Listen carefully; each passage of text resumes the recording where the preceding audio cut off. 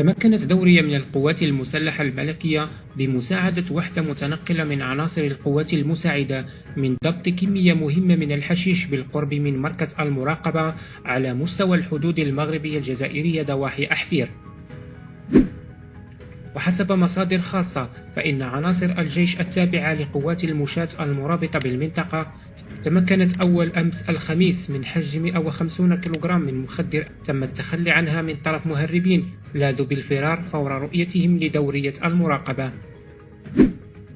وأضافت ذات المصادر أنه تم تسليم كمية الحشيش المحجوزة لجمارك أحفير، في حين قامت فرقة من دراجي الجيش المغربي المكلفة بمراقبة المنطقة بعملية تمشيط من أجل التأكد من خلوها من المهربين وكميات محتملة من المخدرات.